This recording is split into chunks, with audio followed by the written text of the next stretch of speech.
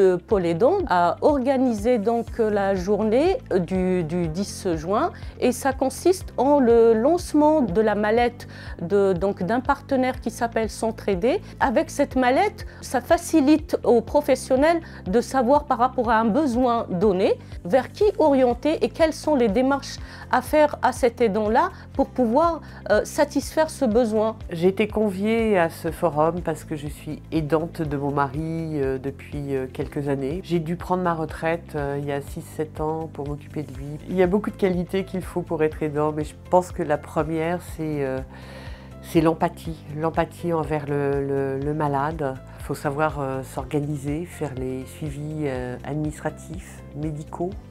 C'est un statut qui est très lourd, très difficile et toute action qui nous aide à mieux comprendre la maladie, à mieux nous accompagner est vraiment très importante. Actuellement, 11 millions de personnes sont aidantes, c'est-à-dire un Français sur 6 est en situation d'aide. Les aidants sont devenus des personnes indispensables sur lesquelles il faut mettre toute la lumière et leur venir en aide. C'est pour cette raison que la ville d'Argenteuil a pensé aux aidants en créant le pôle aidant.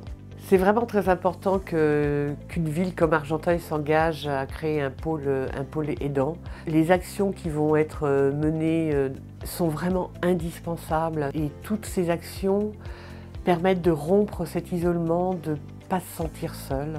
Il y a une autre instance aussi qui m'a beaucoup aidée, c'est le service gériatrique de l'hôpital d'Argenteuil. C'est ce service-là qui m'a indiqué l'aide que pouvait apporter le conseil départemental. Actuellement, le pôle aidant, nous avons construit un partenariat très solide avec une centaine de partenaires sur le territoire.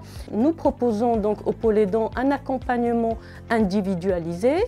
Nous avons aussi des ateliers collectifs qui sont donc animés par des professionnels et nous avons un café des aidants qui va être mis en place à partir du mois de septembre.